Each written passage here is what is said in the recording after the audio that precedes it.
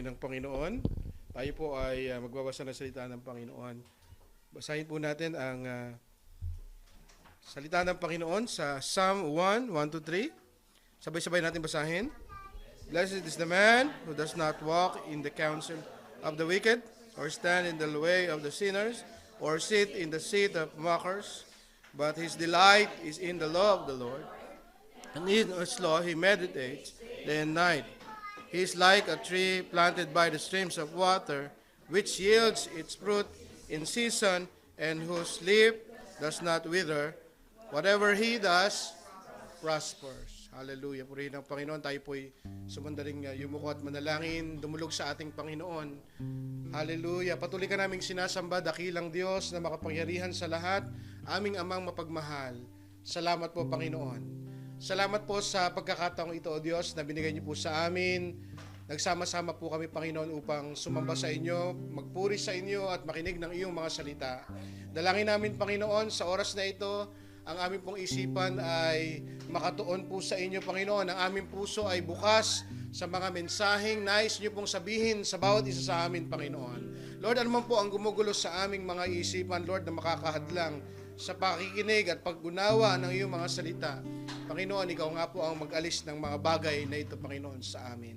Salamat po, O God. Dalangin ko rin po ang mga kapatid, O Diyos, na nasa virtual, Lord, at makakapakinig ng mga recorded message na ito, Lord God. Mangusap ka po sa kanila, Panginoon. Hindi po hadlang ang distance, Panginoon. At ang iyong mga salita ay makapangyarihan, Panginoon. Sumusuot sa aming makaibuturan ng aming mga puso. Salamat po, Panginoon. Ikaw lamang ang maitaas, mapapurihan, madakila sa gabi ito. Sa pangalan ng Jesus, ang lahat ay magsasabi ng Amen. Thank you, Jesus. Okay, praise the Lord. Purihin ang Panginoon. Purihin po ang Panginoon. Amen. Praise God. Yun. Patiin po natin muli yung ating mga kapatid. Ayan. Kung hindi nyo pa nabati, pakibati ninyo. Okay lang, kahit makatatlong bati, 4 na bati tayo, walang problema. Limited ba? Okay. Halos once a week lang tayo nag-meet, ano? Pero dun sa mga uma-attend sa Bible study. Alright, purihin ng Panginoon. As I mentioned last time, ang ating pong pinag-aaralan whole month of January is about what? Ayan, is about what?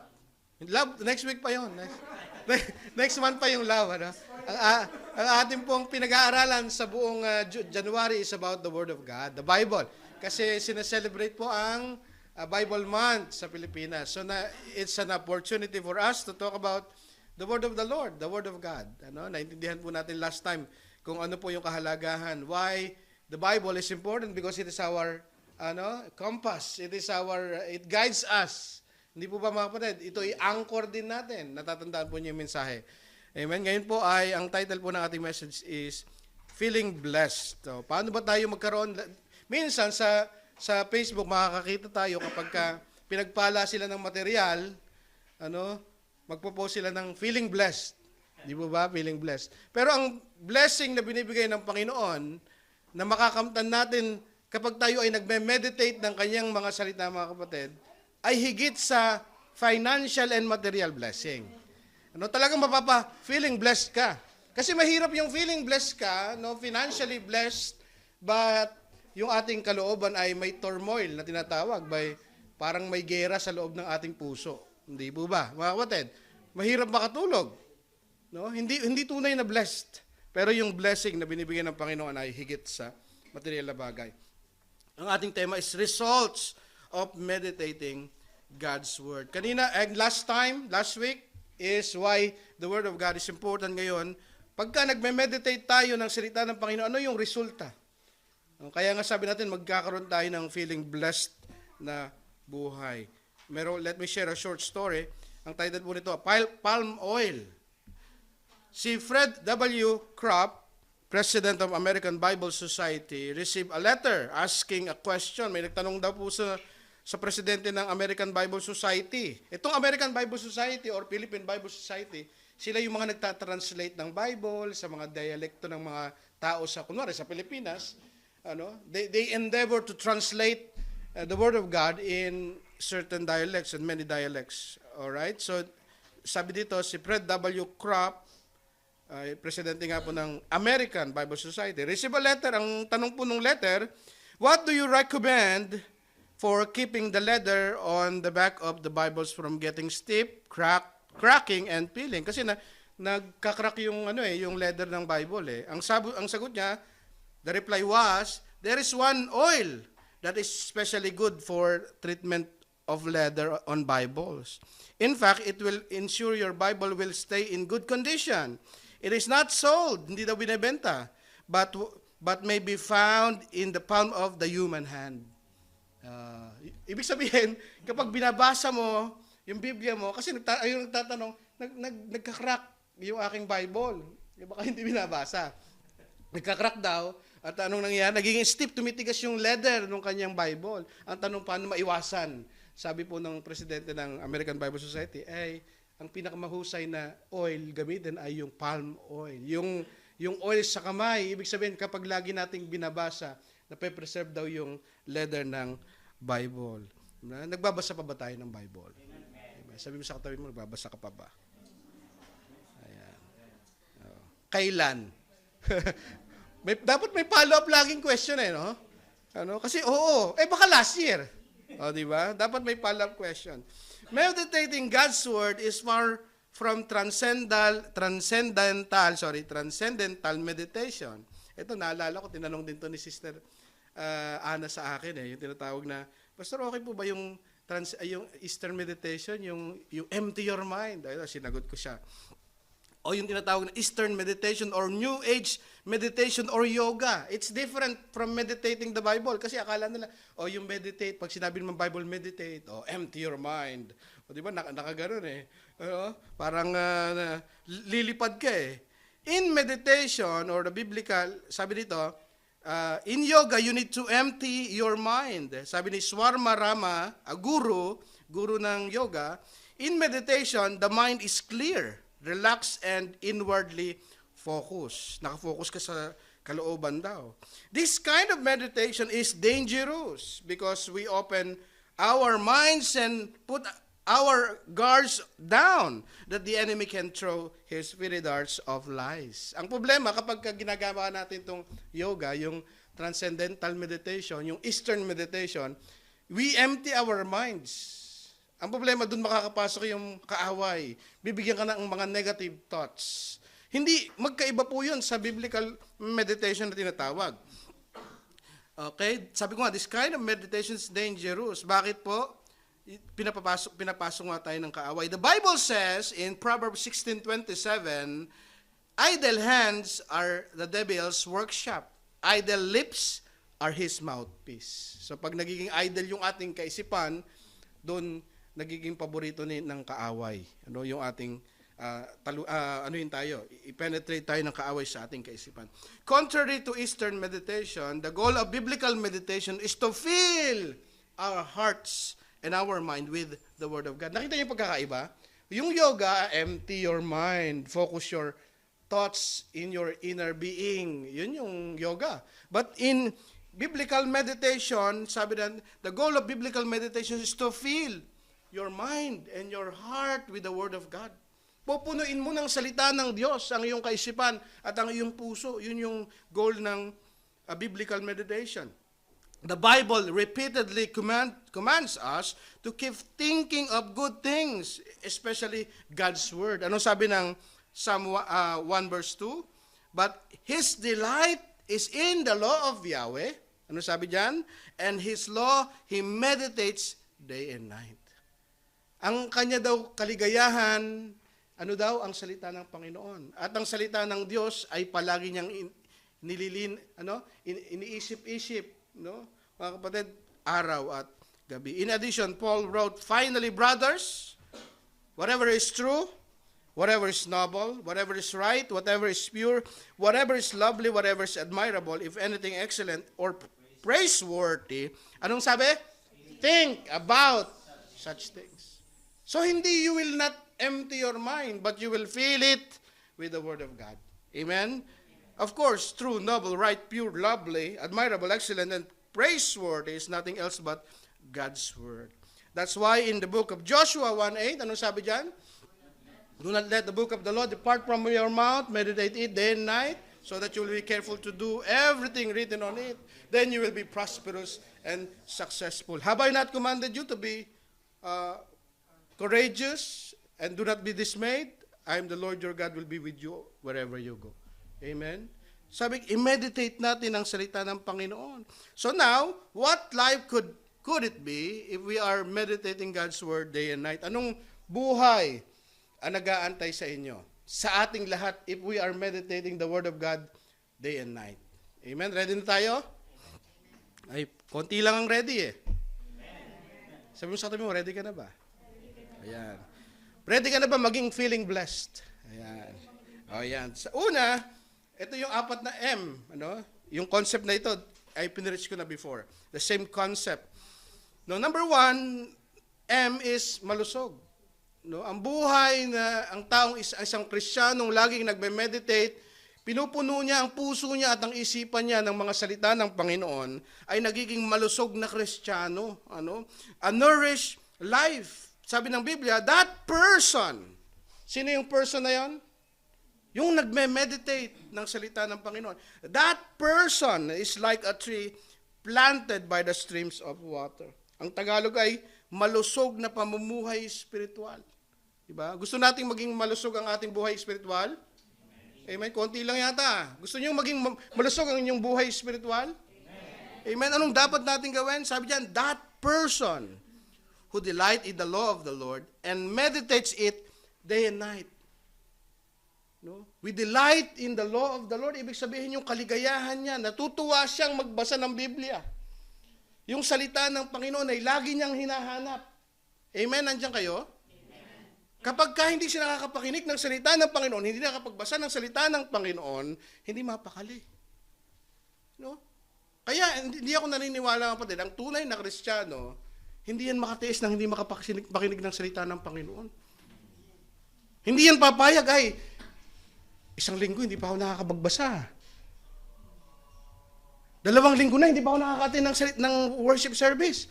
Abay, 1 buwan na, hindi ako nakakapakinig ng salita. Ang tunay na Kristiyano, hindi mapapakali. Hindi matitigil hanggat hindi kumakain. Amen, mga kapatid? Kasi bakit? This is your spiritual food. Ikaw ba, nakakatiis ka ba nang hindi kumakain maghapon? Hindi, di ba? Nanginginig ka nga eh. Diyan kayo, kapatid? Hindi tayo makatiis. Bakit? Kailangan ng ating buhay. Gayun din ang salita ng Panginoon. Kailangan ng ating buhay spiritual ang salita ng Panginoon.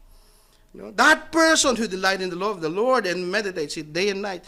The simile that the psalmist used for those who meditates God's word day and night is a tree planted by the streams of water. Natanim daw. Yung puno, ang isang nagbe-meditate, ang isang Kristiyanong nagbe-meditate ng salita ng Panginoon at laging nagbabasa ng salita ng Panginoon. Anong mangyayari daw sa kanya? Anong mangyayari, mga kapatid? That tree planted by the streams of water. Para tayong natanim sa tabi ng batisan. We all understand that what nourishes the tree? The sun, carbon dioxide, minerals from the soil, and water. Therefore, a tree that is planted by the water, or the streams of water, is well nourished than other trees. Di ba? Kapag yung puno, malapit sa batisan, malapit sa tubigan, no? Sa source of water, mas lusog yun kaysa sa iba. Diba, sa mga farms sa Pilipinas, may tinatawag na patubig eh. Nagtatalo-talo pa sila kung dadaan ba yung patubig ng gobyerno sa kanila o hindi po ba? Kasi bakit? Kapag dumaan yung patubig sa iyo, ibig sabihin yung mga pananim mo malusog. Andiyan kayo, mga kapatid? Ibig sabihin, ang isang Kristiyano na palaging nagme-meditate ng salita ng Panginoon, ay mas malusog kaysa iba. Na hindi naman nagbabasa, nagme-meditate ng salita ng Panginoon. Rivers of streams of water indicates unfailing refreshment. Walang tigil na refreshment. No? Unfailing refreshment of spirit. The streams of divine truth and influence. Physical nourishment is important, but spiritual nourishment is paramount. Ulitin ko, mga kapatid, physical nourishment and physical health is important, but spiritual health is paramount, pinakamahalaga kaysa sa physical. Malusog nga ang ating physical, wala tayong karamdaman, no? Yung iba may HB na, mataas na yung high blood, mataas na yung sugar, hindi natin sinasabing okay din 'yon. Maganda rin healthy tayo physically. Pero ang pinakamahalaga, wag nating pababayaan dahil ito ang pinakamahalaga, yung ating buhay spiritual. Amen. Andiyan kayo mga kapatid. Sabi ko, physical nourishment is important, but spiritual nourishment, kaya nga sabi natin, important yun. Hindi natin i-discount yung importance ng physical health. Kasi mahirap nga naman. Hindi mo magagawa yung kalooban ng Panginoon kung ikaw ay physically ill. Di ba mga kapatid? Kaya mahalaga rin. Pero ang pinakamahalaga ay buhay spiritual. Napakalakas mo nga. Oh. Nag-gym ka. Bato-bato yung katawan mo. Di ba? Wala kang karamdaman. Pero yung spiritual mo, payat. Malnourished.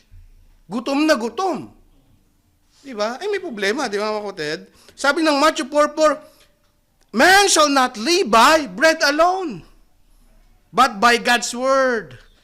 Ang tao daw hindi nabubuhay lamang sa physical na pagkain. Tayo'y nabubuhay, we live by God's word. Kaya dapat kumakain tayo palagi ng salita ng Panginoon. Hindi lamang once a week. Kulang yun. Once a week ka lang ba kumakain ng pagkain? Hindi naman eh. Andiyan kayo mga kapatid? Hindi. Daily. Day and night, sabi ng Biblia. Physical. The fact that spiritual nourishment is more important than physical is built upon the eternal benefits of it. Bakit mahalaga yung spiritual? Kasi nga, yung eternal consequence yung eternal benefits na ibibigay sa atin ng pamumuhay spiritual. 1 Timothy 4:8, for physical training is some value, may halaga. Hindi niya sinabing hindi mahalaga. Some value, anong sabi diyan? But godliness has value for all things, holding promise both for this present life and life to come. Hindi lamang pang dito yung benefit ng tayo ay spiritually nourished. Malakas tayo spiritual. We are godly. Hindi lamang dito, kundi sa buhay na nag-aantay sa atin. So, mas mahalaga siya. Sabi ng, so we train ourselves into godliness, kasi sabi, yung godliness daw ay may kahalagahan dito at sa buhay na nag-aantay sa atin. So, paano natin ititrain ang ating sarili sa godliness? Nothing but the Word of God. Anong sabi ng 2 Timothy 3:16-17? Basahin natin sabay-sabay. All Scripture is God-breathed.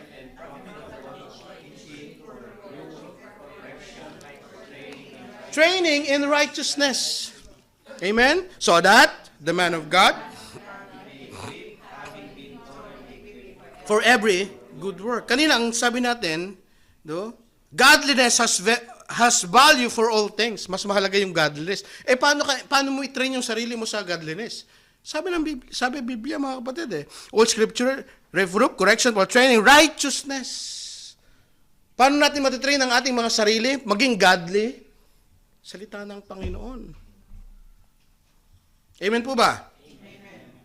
If you want your spiritual life to be well-nourished, then start reading and meditating God's Word. Reading is not enough. We need to meditate the Word of God. Hindi sapat yung pagbabasa lang Reading the Bible without meditating on it is like eating without chewing. Kumain na kayo ng hindi ngumuya? Anong nangyari? Na-impatcho tayo, di ba? Di ba? Hindi natin inunguya So, napakalaga. Yes, magbabasa tayo ng Biblia, pero dapat may time tayo to chew what we read. Kung ano yung mga binasa natin, dapat nating nanamnamin, mga kapatid. So, napakahalaga. We need to meditate the Word of God. So, mag-set aside tayo ng time para sa pagbabasa ng salita ng Panginoon at pag-meditate ng kanyang mga salita. Huwag na nating sabihin busy po. Huwag na yun. Ilang beses na natin sinasabi lagi nating nire-reason out busy. Hindi naman busy talaga. Di ba? Mga kapatid, hindi na natin isa-isahin pa yung mga activities mo sa buong araw mo, mga kapatid Hindi busy. Hindi mo lang binibigyan ng kahalagahan. Hindi mo lang nakikita yung kahalagahan. Ngayon, nawa, makita natin yung kahalagan. Una nga, mga kapatid, ay malusog. No? Sabihin nga natin, malusog. Healthy, well-nourished. Number 2, mabunga. Every say, mabunga. Maging fruitful tayong lahat. A fruitful life. Sabi ng verse 3, anong sabi dyan? Sabi ng Bible, He is like a tree planted by the streams of water, which yield its fruit in season. Nagbubunga eh. A fruitful Christian life means a life of good results. Ang ibig sabihin daw ng pagiging fruitful, may resulta ang kanyang buhay Kristiyano. Merong resulta. Being fruitful is built upon our relationship with the Lord, Jesus, and His Word. That is why meditating His Word is very vital in bearing fruits. The key to spiritual life is dependent upon God and His Word. Paano daw maging mabungang Kristiyano? Maging dependent tayo sa Diyos at sa Kanyang mga salita. John 15:4-7, anong sabi dyan? Sabi ng Biblia, basahin natin. Remain in you.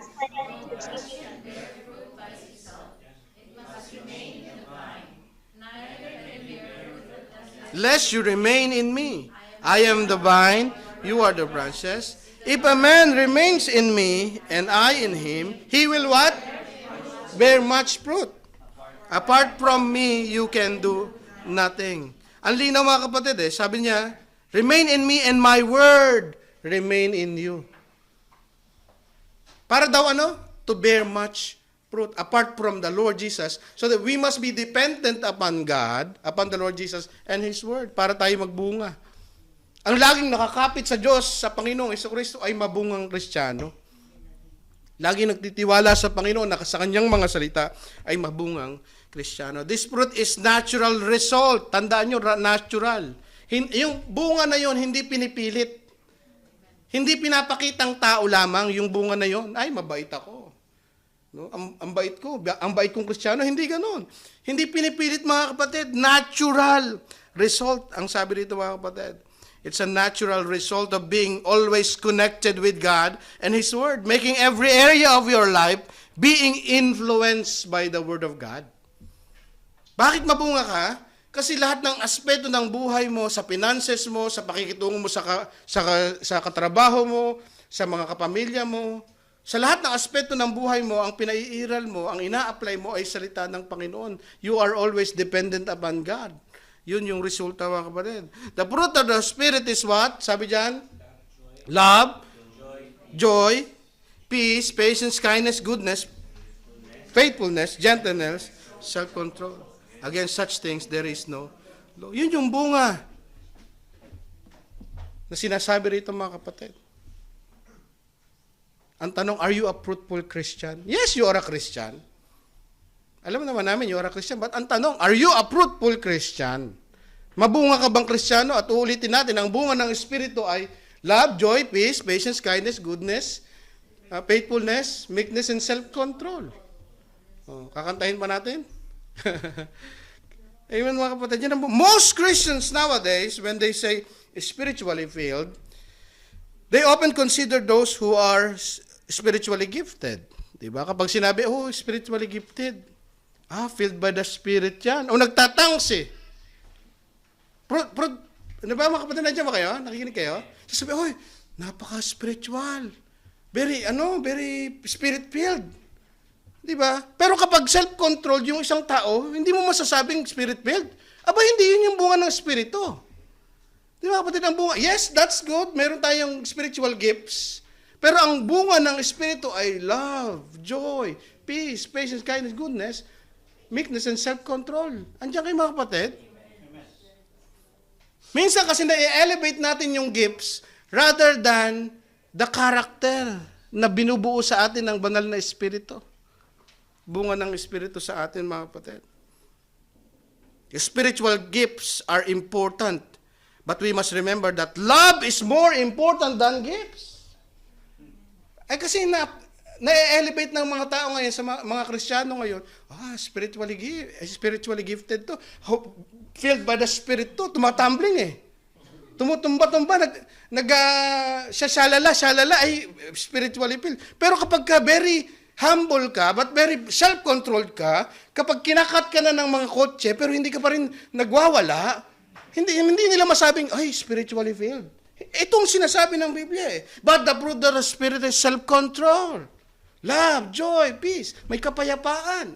Ba't hindi mo masabing spiritually filled si kapatid? Hindi mo masabing spiritually filled si pastor?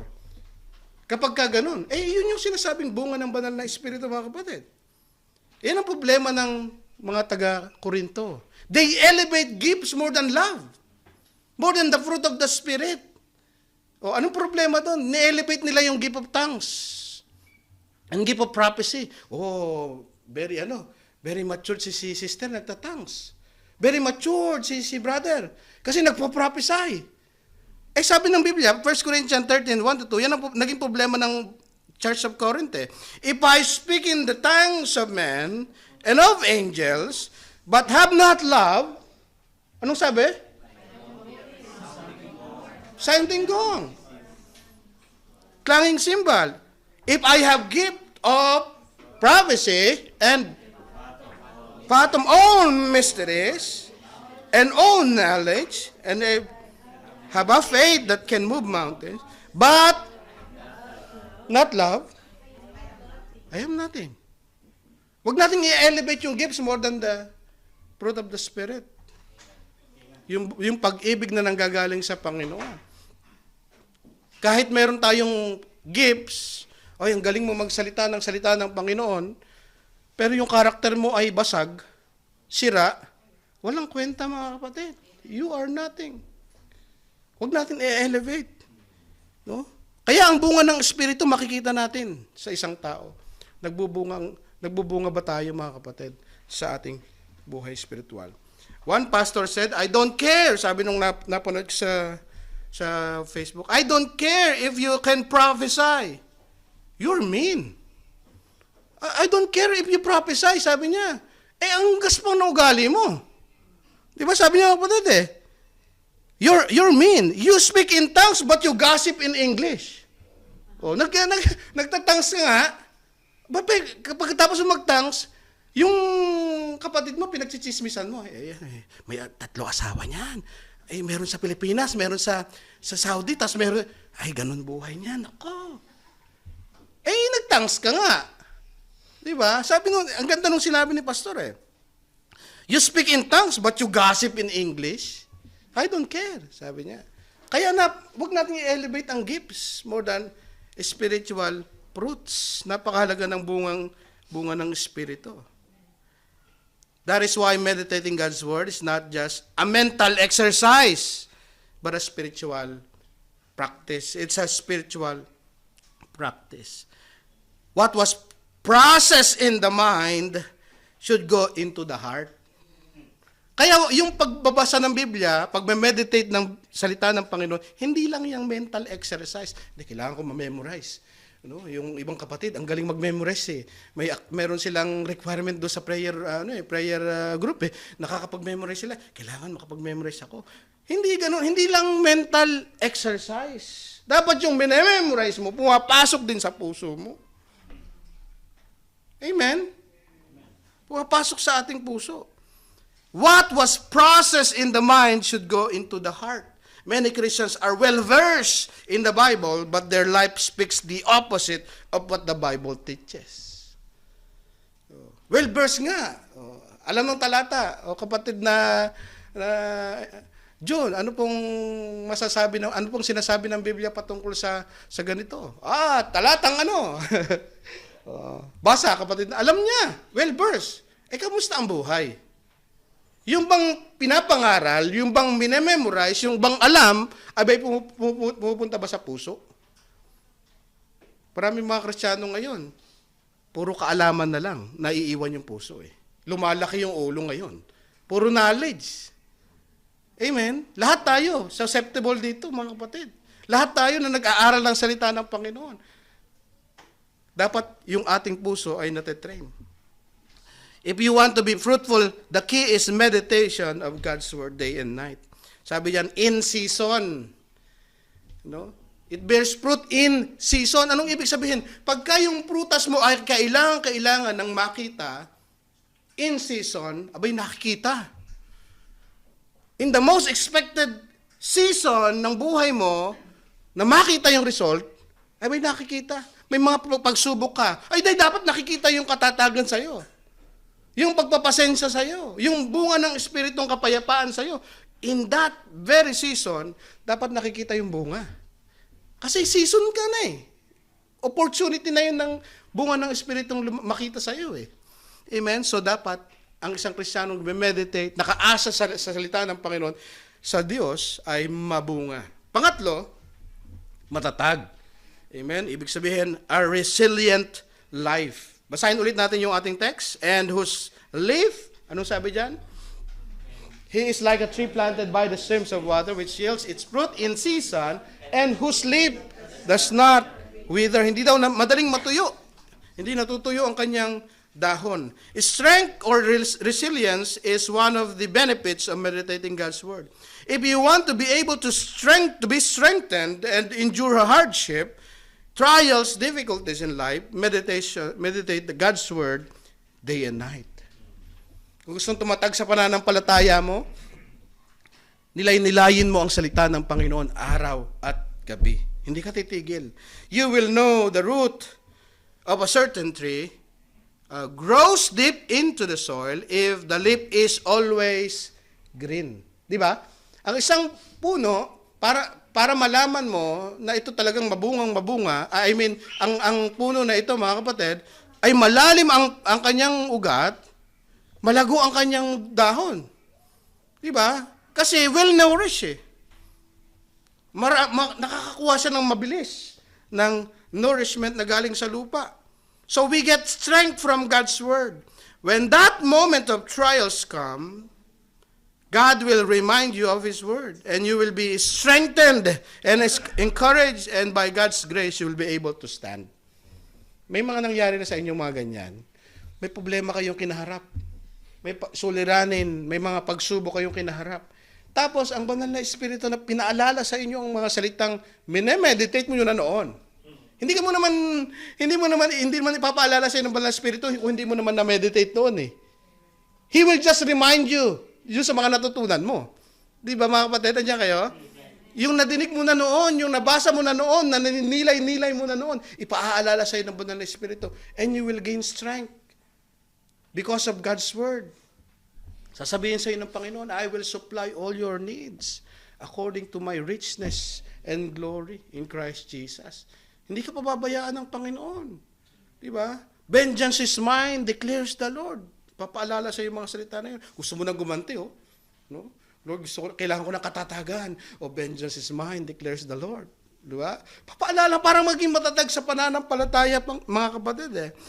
We get strength from God's Word. Green leaf symbolizes healthy tree. Diba? Kapag malalaman mo ang isang puno, ang isang halaman, may sakit, kapag hindi naman talaga green yung puno, huwag mo expect na green yung dahon, di ba?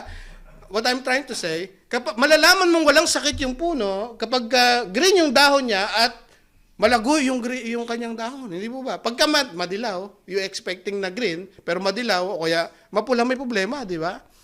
So green leaf, tsaka malagong dahon, speaks of what? Well-nourished tree. A healthy tree is well-nourished tree and free from anything that makes it sick. A Christian who delights in the Word of God and meditates it day and night has a lasting godly character. Makikita mo. Ay, nakikita. Yung glory, nakikita sa'yo. Yung pagiging puno, na ini-expect sa'yo, nakikita, mga kapatid, nakikita sa ating lahat. No? A Christian who delights in the Word of God and meditates it day and night has lasting godly character. The godly man is known by beauty of his character. Di ba nakikita mo, puno, gandang puno. Di ba?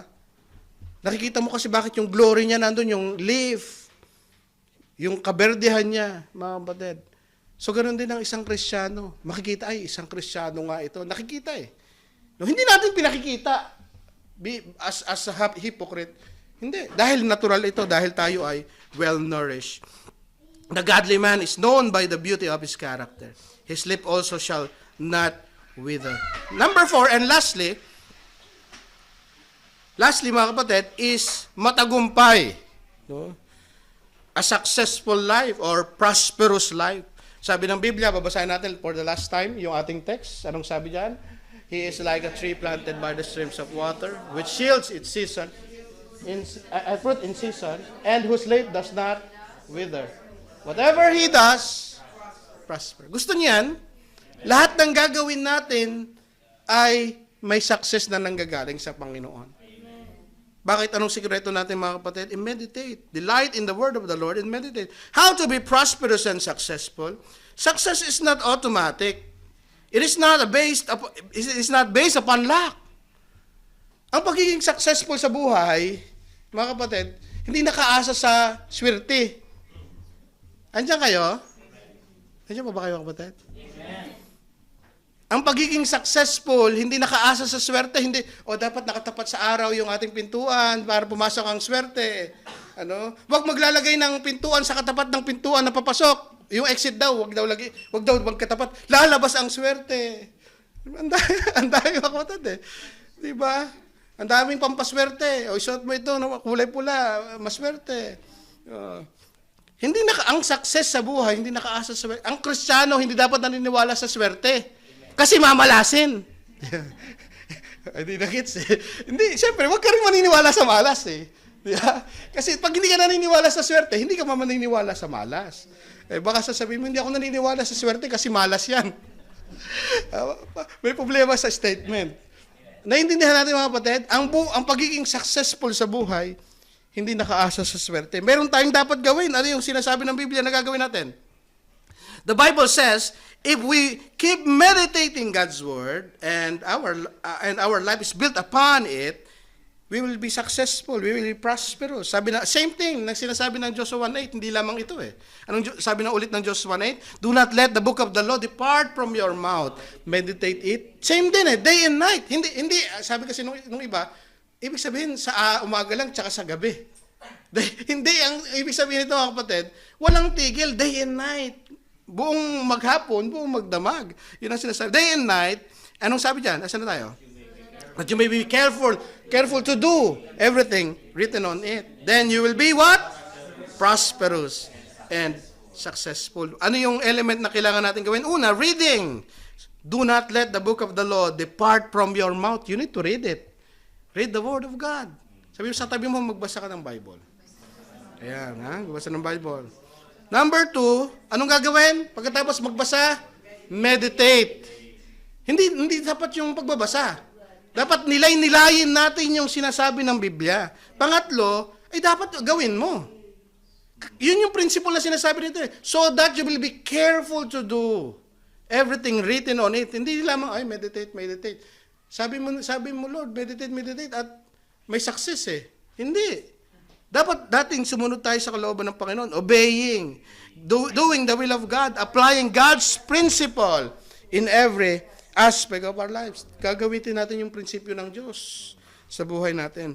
If we want to be successful in life, we need to meditate God's word and apply it. It means following God's principle in all aspect of your life, in business, workplace, family, and relationship.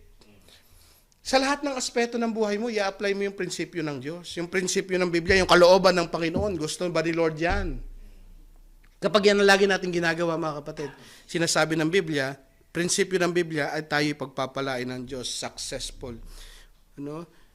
If you are an employee, you must apply God's principle in your workplace, such as honesty, hard work, loyalty, faithfulness, patience, obedience, and you will be prosperous in your workplace. Pag in-apply natin yung prinsipyo ng Diyos sa trabaho natin, pagpapalain tayo ng Diyos. Matutuwa yung mga amo natin. Pag tapat tayo, sabi ng Biblia, maging tapat eh. Loyal tayo, mga kapatid. Obedient. Ano mangyayari sa atin? You will be prosperous in our workplaces. I-apply mo yung opposite. Huwag kang maging faithful, maging tapat. Mangupit ka. Ano mangyayari siya? Machuchugi ka eh. Di ba kapatid? Oh, mahuhuli ka. You will not be prosperous. If you will not apply God's principle in your workplaces. The Bible says, Psalms 37, 1-4, do not fret. Ano sabi diyan? Do not fret of those who do evil. Bakit? They will perish. Sasabi, Pastor, bakit yung iba? Hindi naman sumusunod sa kalooban ng Diyos. Oh, ang sasama. No? Nangungupit sa kumpanya. Oh, nang i-scam. Pero ang yayaman, prosperous sila. Abay, sabi ng Biblia, ang linaw, huwag kang mainggit. May katapusan din sila. Ayun ang sabi ng Biblia, kapatid eh. Diba? Matthew 16:26, what good will it be for someone to gain the whole world, yet forfeit their soul? Or what can anyone give in exchange for their soul? Okay. Hindi ka sumunod sa kalooban ng Panginoon. Mayaman ka nga, no? You don't care about spiritual things. Ano naman yun?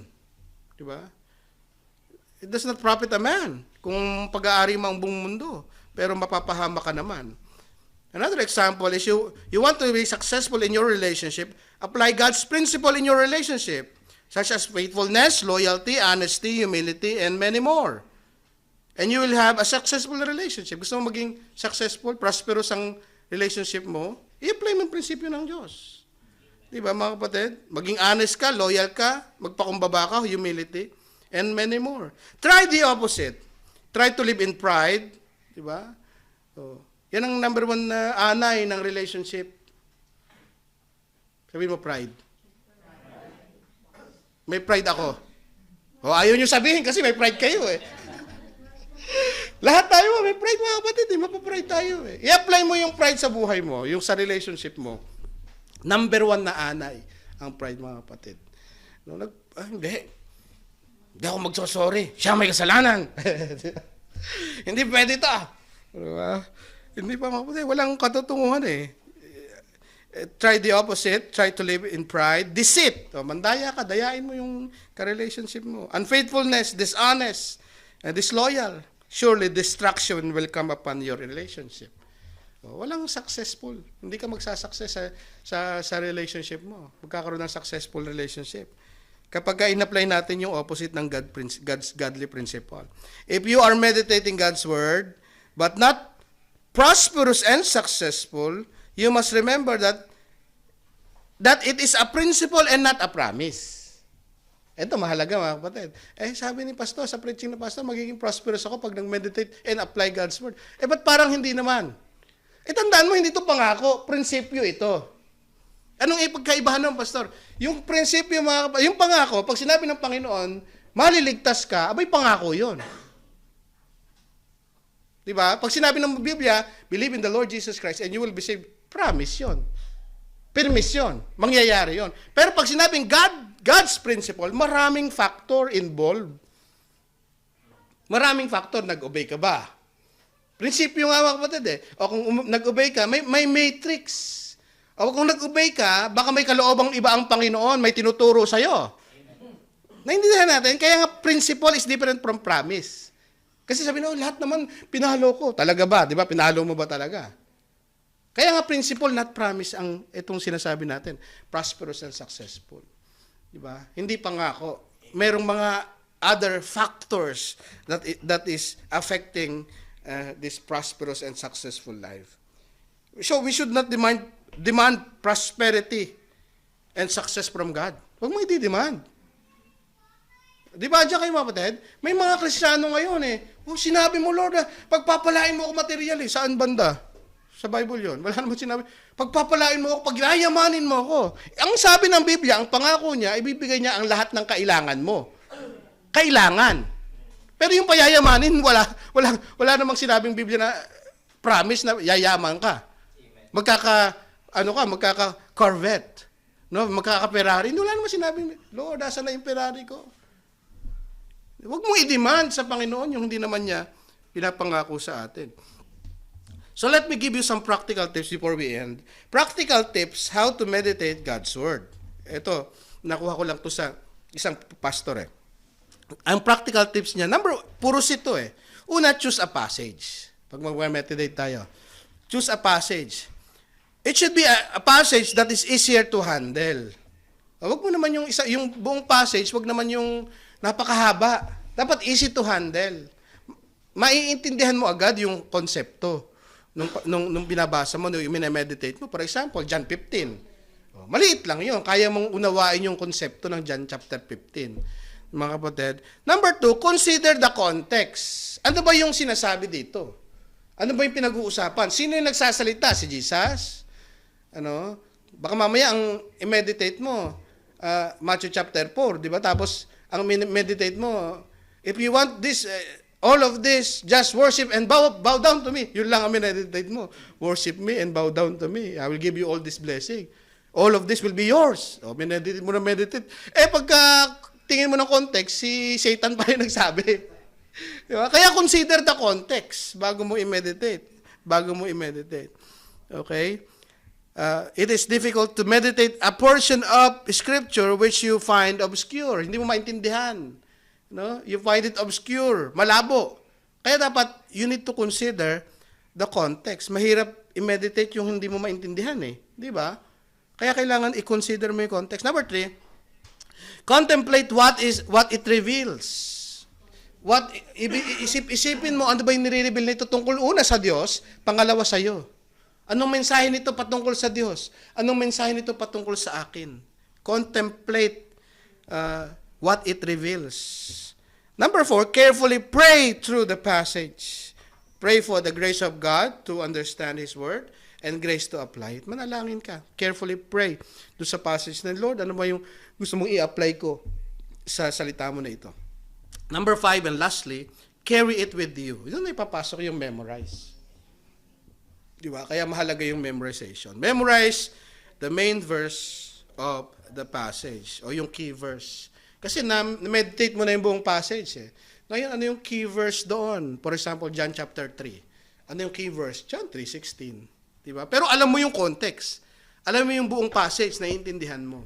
But you carry it yung John 3:16, for God so loved the world. Di ba, kapatid? So that's practical tips how to meditate God's Word. Let me close this message. Do you want your Christian life to be malusog, mabunga, matatag, at matagumpay? Gusto niyo ba? Amen. Praise God. The Word of God is clear. The key to this kind of Christian life is meditating God's Word. Start giving up other things that does not really matters. Para ma-prioritize mo to, nakita mo pala na maganda to sa buhay, kailangan ko to sa buhay ko, yung pag-meditate ng Word of God and pag-apply ng Word of God, you need to give up other things that doesn't matter, yung mga bagay na hindi naman talaga mahalaga. So start disciplining yourself to read and meditate God's Word. Amen. Start reading and meditating God's Word. Amen. Let us all stand. Thank you, Jesus. Hallelujah. Thank you, Lord God. Hallelujah, Jesus. We worship you, Lord God. We magnify your name, Lord Jesus. Hallelujah. Panginoon, maraming salamat po, aming amang makapangyarihan sa lahat. Maraming pong salamat, O Diyos, sa iyong mga salita na amin pong napagnilay-nilayan sa gabing ito, Panginoon. Salamat po dahil alam po namin na ang banal na Espiritu ay patuloy na tumutulong sa amin upang maunawaan at maalala po namin ang iyong mga salita, Lord God. At higit sa lahat, ito po ay maisapamuhay po namin, Lord God. Salamat po, Panginoon, sa iyong mga mensahe. Nawa po ito ay tumimo sa aming mga puso. Maunawaan po namin at mai-apply po namin ito, O Diyos. At hindi lamang po yan, at ito po ay maibahagi din po namin sa iba. Salamat po. Sa iyo po ang papuri, pagdakila, pasasalamat. Sa pangalan ni Jesus, ang lahat ay magsasabi ng Amen.